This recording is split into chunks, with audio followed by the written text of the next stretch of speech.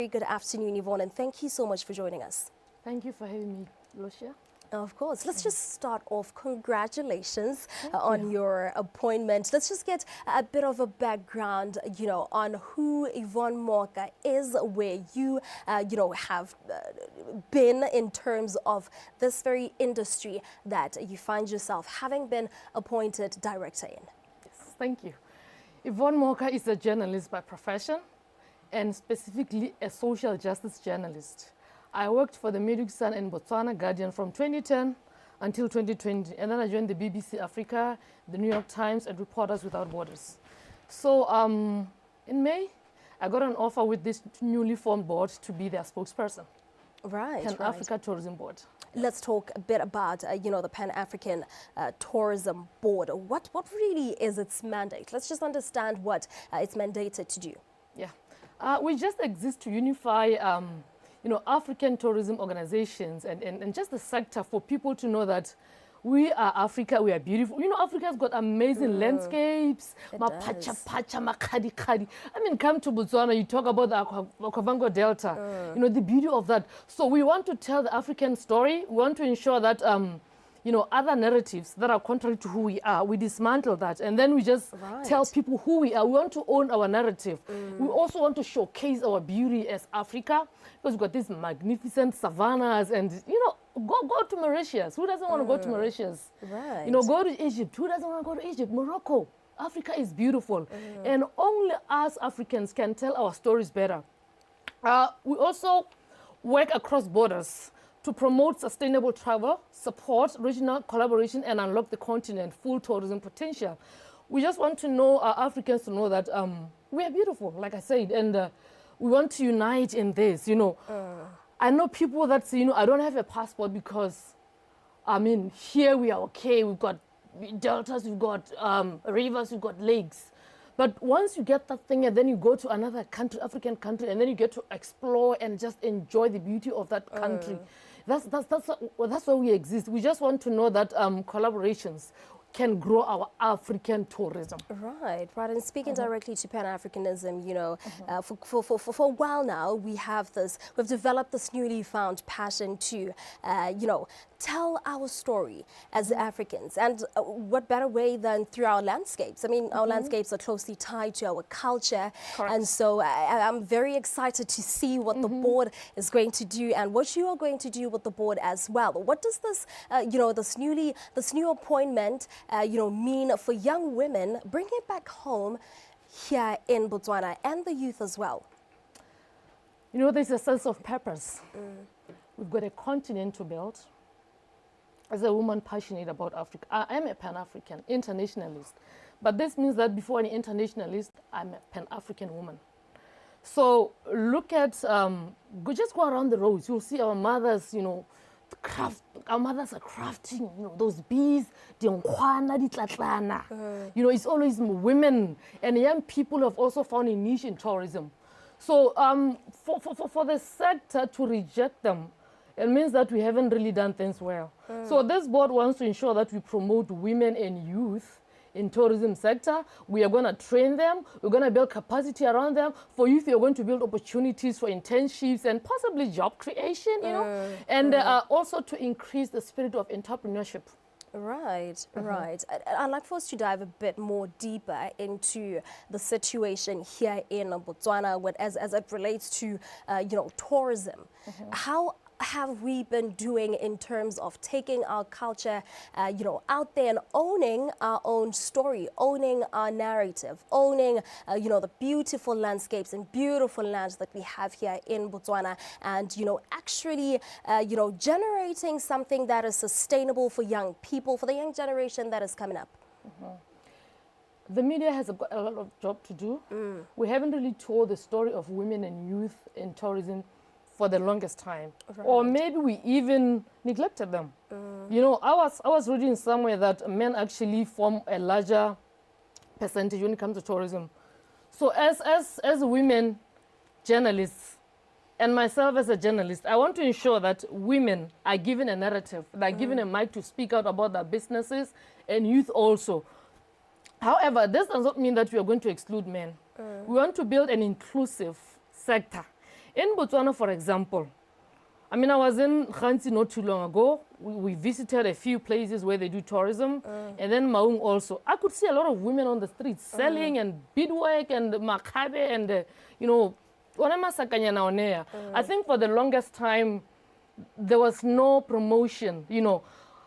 Go to the Bushman, Basara area. Women are doing amazing jobs there. We need the indigenous knowledge. In Botswana, just Botswana women can sell tourism in Botswana to a full magnitude.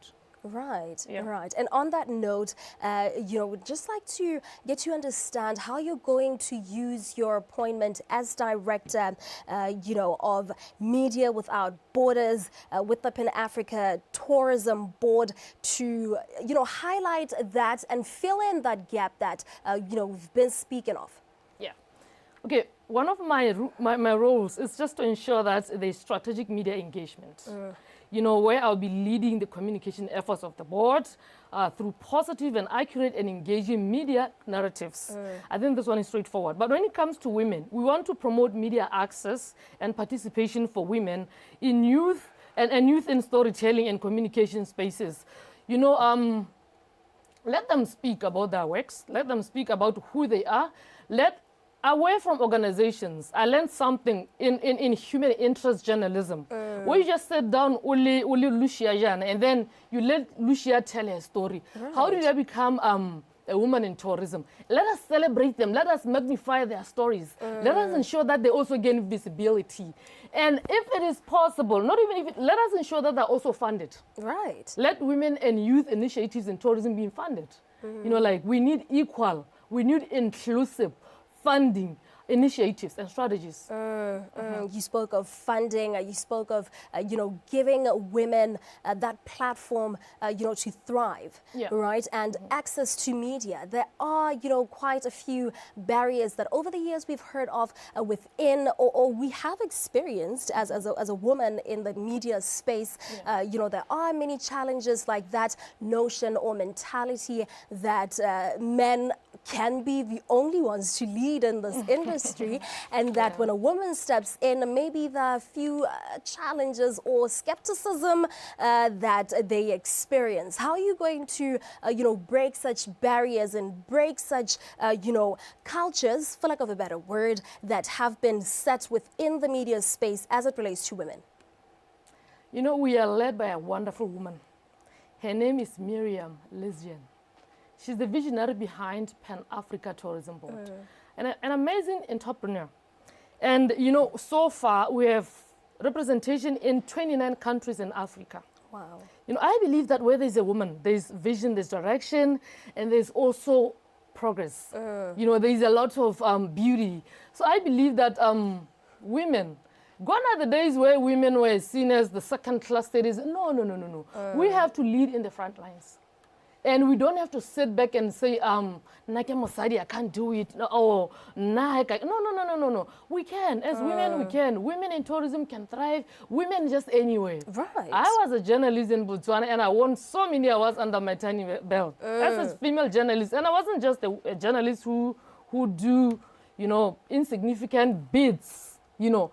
Hence why I want to ensure that I train and mentor female journalists, and not just females, but journalists who will report specifically on tourism. Right. Because look at other beats in the newsroom. We've got business, we've got tourism, we've got business, health, politics, investigative, we've got entertainment, but there's no tourism. But, you know, tourism grows countries. It grows nations. So women can lead better. I have seen with her own. She's an amazing woman who also is into environmental advocacy. Yeah. Right. Yeah. You know, I'm very interested in knowing how you personally were able to break these barriers, all these barriers, you know, because for a young journalist or aspiring journalist who's watching you right now and admiring you, they might want to know what steps you took or what, you know, what really motivated you to break those barriers? How exactly it is you navigated through this industry to be where you are right now? Oh, who said it better? Former president of the US, Barack Obama. Yes, you can. You know, I didn't go into the newsroom as a woman. I went there as a journalist. Right. You know.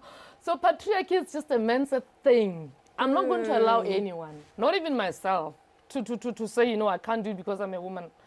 When men were busy with, you know, investigating your parastatals, I joined them. And when they were busy investigating land, I was there. You know, I take a lot of admiration in women who don't say, I'm a woman, I'm here to make tea and coffee. No, no, no. Right. I'm here to sit preaching. No, no, no, no, no.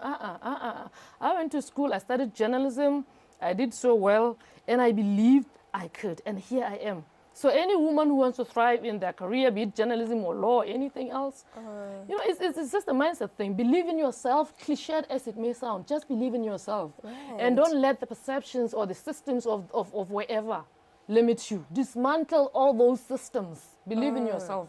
Right. Yeah. That is quite powerful and very profound, Yvonne. Thank you so much for that. Now, how does, you know, the PAT board forge partnerships with local and, you know, international media? Yeah, that's why I come in now. You know, working for the BBC and the New York Times and Reporters with Borders has given me a lot of direction in my journalism. It has also shown me how best I can tell stories, you know, like, you know, when I started joining this particular, I'm not going to mention it, there was a lot of Eurocentric approach towards Africa. When Botswana lost just one person during COVID, when we started, they wanted to say Africans are dying like flies. 52 people die in Africa. Africans are dying like flies. But we know where COVID killed many people when it started, like the first quarter or the first 3 months, you know. So I'm very intentional that as Africans, for us to dismantle these Eurocentric narratives and perceptions, we have to work with them. Let's teach them. There are people who think that, oh, okay, in Africa it's just bushy. This is where PATBOARD comes in. We're going to take Africa to the world and say, you know, come and see our beautiful landscapes. Come and see our Limpopo. Come and see our Kovango. Come and see our etc., etc. So if I'm just chasing a dollar, someone was chasing me, yeah, you know what, be careful with the dollar or aeroplane envelope. I knew that I have to work to ensure that not just the Botswana story, but the African story is told better. The diamond story in Botswana, for example. Right. International media is only concerned about the fact that, oh, diamond was not selling. Oh, Botswana's economy is now shrinking. No, no, no, no. Let's also follow the story and see what is currently happening. What efforts are being made by government to ensure that they resuscitate the economy, you know. So it's all in the, you know, you have to be intentional. Own your narrative. Be Pan-African. Right. Do not be used to shame your continent. Some of these people from wherever, they don't even know how Africa looks like. And they say they'll never come here. But you know, once they come, they don't want to go back. That is the irony of it. I've seen it. So PATBOARD has got a lot of work to do. I was talking to my CEO about Mr. Adris Simon, just about what we intend to do, like in the next week or so. There's an amazing event in Swaziland. Right. They read dance. You know, oh, yes. Umhlanga ceremony. So we are going to represent there. That's like in 2 weeks' time, you know. So we are going to there to introduce ourselves. We went to the Pan-Africa Parliament. We had delegation there. And we are trying to negotiate some collaborations with the African Parliament, Pan-African Parliament. Also, what else about our amazing board? We are led by an amazing woman, Baleka Mbete. This is a woman of steel. You know, she's a former SA Deputy Speaker of the National Assembly. She also serves as the former Deputy President of South Africa. So this is a woman who also is very passionate about Africa. So having her as our patron is a huge success. It's a milestone. Yeah. Wow. I love to see this. I love seeing this. Women taking initiative and being intentional, like you just said, that intentionality is key, you know, to any form of success, really. Yeah. And thank you so much for that. As we wrap up our conversation, maybe just, I want to understand where we are in our country in terms of, you know, owning our own narrative and taking it out there. Can we say that we are on the right track to being where perhaps the board envisions us to be? Yeah, I think there's a ray of hope. I mean, we have a new government. We appreciate what the previous one did. We have a new government, new ministers, new mindsets, hopefully. And it's all up to us as an individual and ultimately as a nation to ensure that we take our country where it's supposed to be and to ensure that we tell our story better. I said earlier about the Makgadi Kgadi thing, Chobe, Makgadi Kgadi pants, the Okavango, Makgadi Modem Kokanye, where I come from. We've got beauty there also. Tsanahela Game Reserve. Such things, we've got beauty in Botswana. So in terms of where do we stand, it's really up to us.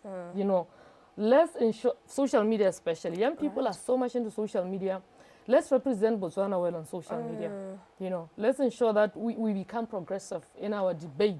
You know, our debates. Let's engage intelligently and take this country somewhere. Wow. Yeah. What a magnificent way to wrap up our conversation. That is all the time that we did have. Thank you so much for joining us, Yvonne. Thank you so much, Lucia. Of course. Thank you.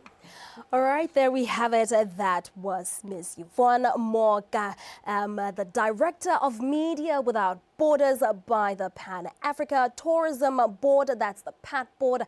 And we're just talking about what it is that she intends to do with her new appointment. And of course, as she has said it, as women, as young people, let's be intentional when it comes to media and owning our narrative and taking it to the world. Stay tuned for the news at the top of the hour.